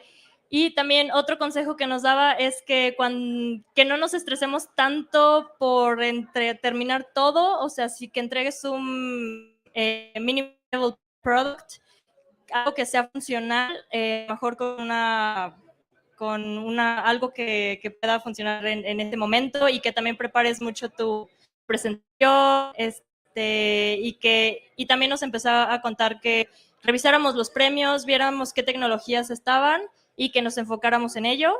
Y ya, eso fue como que los key points sobre eso, sobre los consejos del hackathon. Miren, yo la verdad les quiero hacer una pequeña confesión. Hoy es el mejor día de mi vida, en serio, en serio. ¿Y saben por qué? Yo escuché a Ethereum por primera vez el 5 de marzo del 2014. Llevo 8 años trabajando con Ethereum. Yo creo que soy de los más viejos que llevan aquí desde cuando era un white paper, ni siquiera había un blockchain todavía. Ahí fue cuando conocí a Vitalik. Y el hecho de ver a Ethereum México el día de hoy, en el 2022, después de 8 años de trabajo, créanme que yo siento la energía de ustedes. Y esto, la verdad, es la mejor cosa que me ha pasado en toda mi vida, en serio. Este hackathon, en serio, estos 3 días que vienen van a ser increíbles.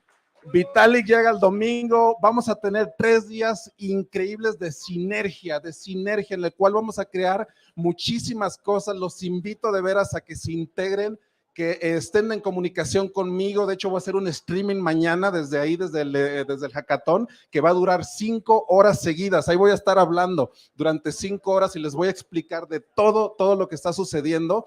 Así que nada más para dejarle esto, que se emocionen, que se inspiren y que vean a Ethereum México como una de las plataformas de veras tecnológicas más importantes ahorita, que están en todo el planeta. México ahorita está en el mapa. México ahorita nos están viendo en todo el mundo. Así que esta es una oportunidad de veras para poner en México al nivel de que se merece, la verdad.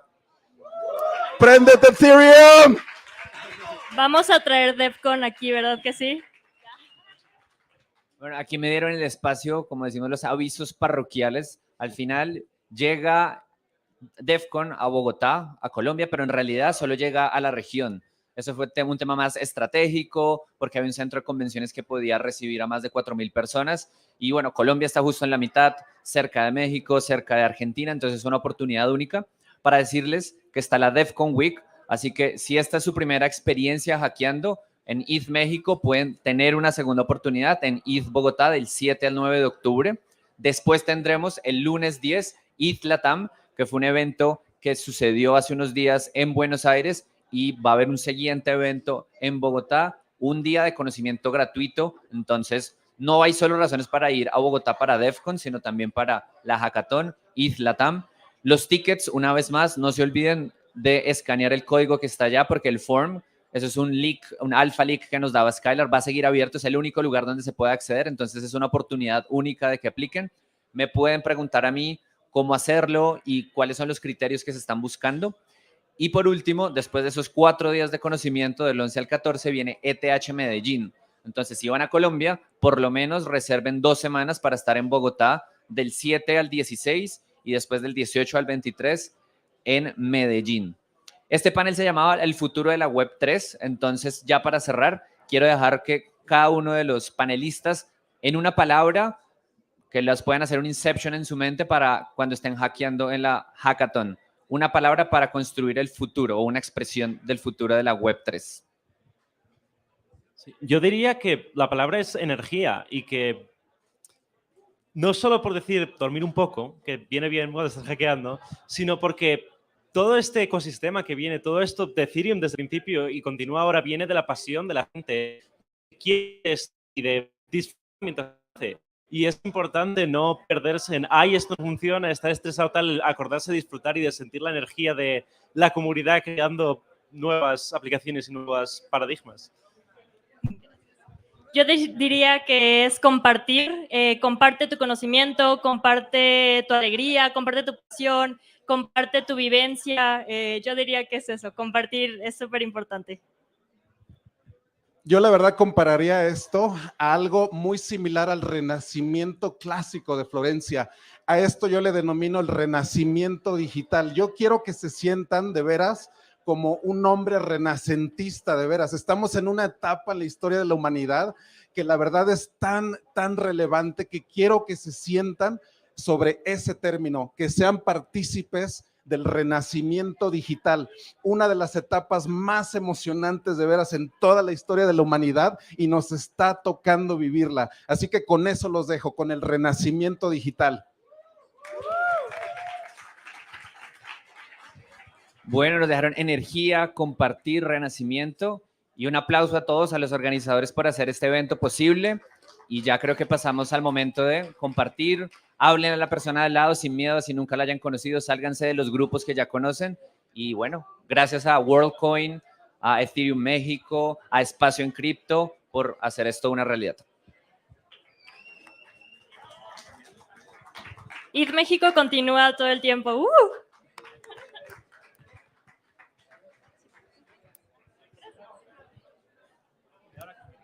Excelente, préndete Ethereum México.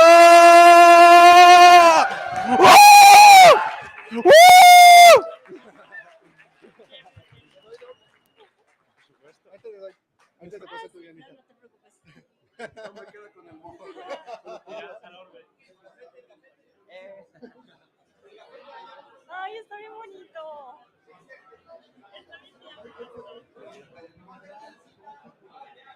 Porque hay miedo de que se caiga. ¿Dónde puedo dejar esto? Aquí está.